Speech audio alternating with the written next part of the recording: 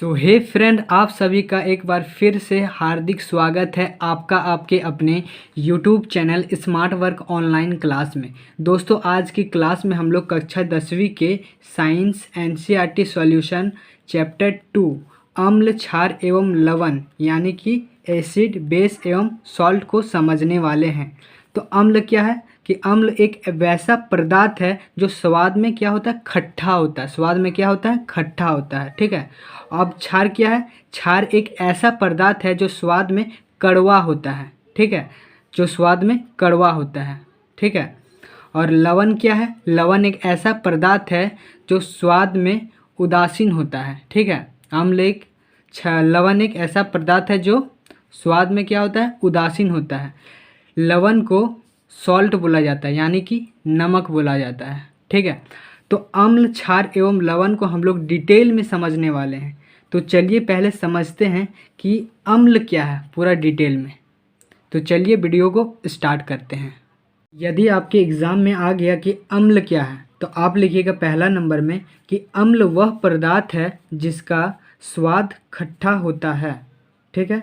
दूसरा नंबर लिखिएगा कि अम्ल नीला लिटमस पत्र को लाल कर देता है। यानी एक नीला लिटमस पत्र जो है वो क्या है, एक सूचक है। ठीक है, जो बाज़ार में आसानी से मिल जाते हैं। उस पर यदि हम लोग कोई अम्ल डालेंगे, कोई खट्टा चीज़ डालेंगे तो वो नीला लिटमस पत्र को लाल कर देता है। अम्ल का ये गुण है। ठीक है।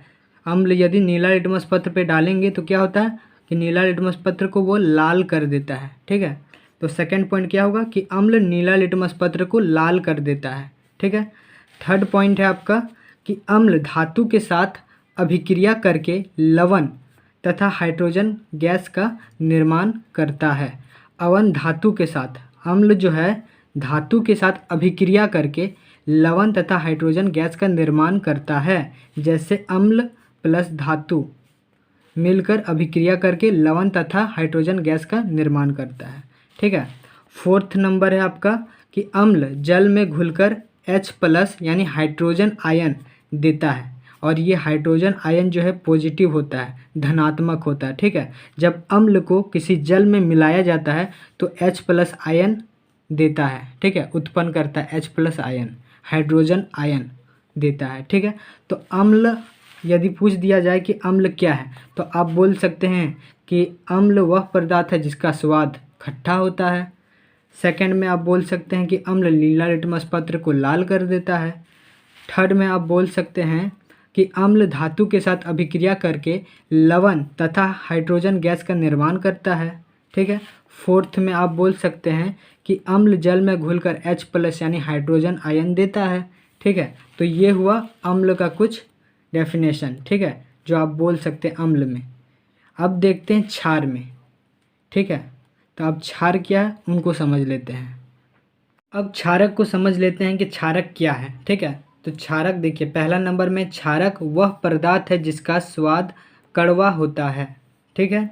दूसरा नंबर में है कि क्षारक लाल लिटमस पत्र को नीला कर देता है। बाज़ार में एक और तरह का पत्र मिलता है, सूचक मिलता है, जिसको लाल लिटमस पत्र कहा जाता है। यदि इस पे क्षारक मिला दिया जाए यानी कोई कड़वा चीज़ इस पे मिला दिया जाए तो यह लाल लिटमस पत्र को नीला कर देता है। जैसे हम लोग पढ़े थे अम्ल में पढ़े थे कि अम्ल नीला लिटमस पत्र को लाल कर देता है। ठीक है। बाज़ार में दो तरह का पत्र मिलता है। ठीक है, सूचक मिलता है, नीला लिटमस पत्र एगो लाल लिटमस पत्र। ठीक है। तो नीला लिटमस पत्र जो है उस पर अम्ल डालेंगे तो नीला लिटमस पत्र को लाल कर देता है। और यदि लाल लिटमस पत्र पर क्षार मिला दिया जाए तो नीला कर देता है लाल लिटमस पत्र को। यानी सेकंड नंबर मेरा क्या हो जाएगा कि क्षारक जो है लाल लिटमस पत्र को नीला कर देता है। ठीक है। तीसरा नंबर में है कि क्षारक धातु के साथ अभिक्रिया करके हाइड्रोजन गैस का निर्माण करता है। यानी क्षारक धातु के साथ अभिक्रिया करके हाइड्रोजन गैस का निर्माण करेगा। ठीक है। चौथा नंबर में है कि क्षारक जल में घुलकर OH- आयन यानी हाइड्रोक्साइड आयन देता है। ठीक है। यदि जल में क्षारक मिला दिया जाए, कोई कड़वा चीज़ मिला दिया जाए तो हाइड्रोक्साइड आयन देता है यानी OH- आयन देता है। ठीक है। तो ये हुआ कुछ क्षारक के गुण हुआ। यानी आपसे यदि एग्ज़ाम में पूछ दिया जाए कि क्षारक किसे कहते हैं तो आप लिख सकते हैं क्षारक वह पदार्थ है जिसका स्वाद कड़वा होता है। दूसरा नंबर में आप लिख सकते हैं कि क्षारक लाल लिटमस को नीला कर देता है। तीसरा नंबर में आप लिख सकते हैं कि क्षारक धातु के साथ अभिक्रिया करके हाइड्रोजन गैस का निर्माण करता है। चौथा नंबर में आप लिख सकते हैं कि क्षारक जल में घुलकर OH- यानी हाइड्रोक्साइड आयन देता है। तो ये सब आप लिख सकते हैं। अम्ल एवं क्षार हम लोग समझ लें। अब चलते हैं हम लोग लवण की ओर कि लवण क्या है, नमक क्या है। ठीक है, चलिए इनको समझ लेते हैं अब लवण को। अब हम लोग सीखेंगे कि लवण क्या है। ठीक है, तो लवण क्या है कि अम्ल धातु के साथ अभिक्रिया करके, अम्ल जो है धातु के साथ अभिक्रिया करके धातु का एक यौगिक बनाता है जिसे लवण कहते हैं। जैसे अम्ल धातु के साथ, किसी भी धातु के साथ अभिक्रिया करके लवण और हाइड्रोजन गैस का बनाता है। तो आपके एग्ज़ाम में यदि आ जाए कि लवण किसे कहते हैं तो आप लिख सकते हैं कि अम्ल धातु के साथ अभिक्रिया करके धातु का एक यौगिक बनाता है जिसे लवण कहते हैं। ठीक है, चलिए देखते हैं लवण के वर्गीकरण।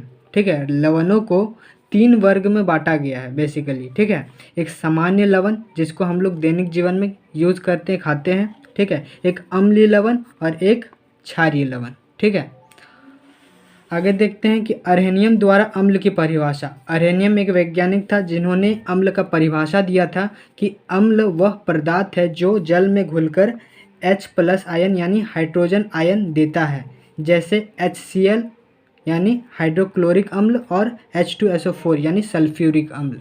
ठीक है, अब अर्हेनियम द्वारा क्षार की परिभाषा। इन्होंने क्षार की भी परिभाषा दी थी कि क्षार वह पदार्थ है जो जल में घुलकर हाइड्रोक्साइड आयन यानी OH- आयन प्रदान करता है, देता है। ठीक है, जैसे एग्जाम्पल में NaOH सोडियम हाइड्रोक्साइड आयन। ठीक है, और KOH यानी पोटेशियम हाइड्रोक्साइड।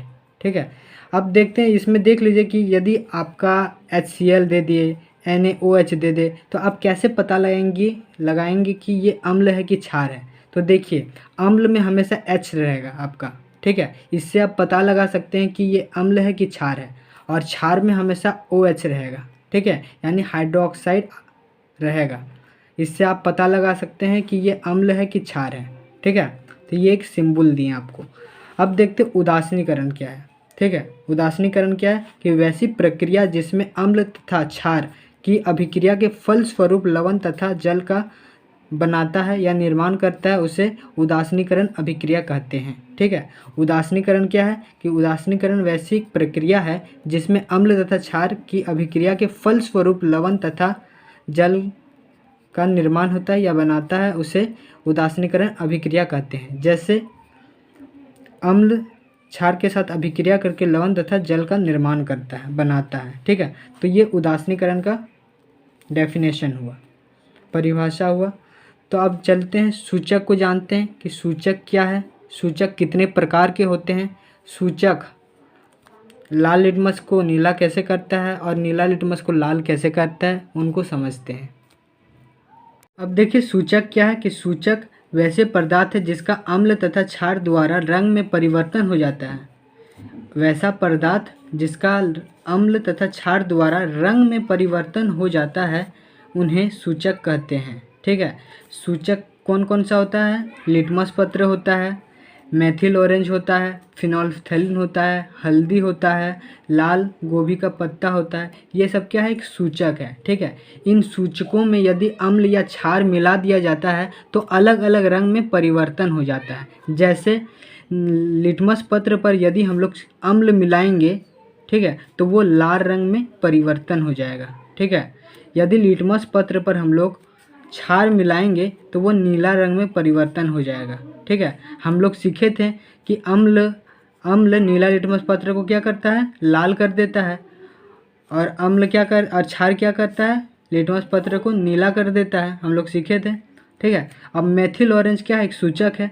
इस पर यदि हम लोग अम्ल मिलाएंगे तो इसका रंग में लाल हो जाएगा, लाल रंग में परिवर्तन हो जाएगा।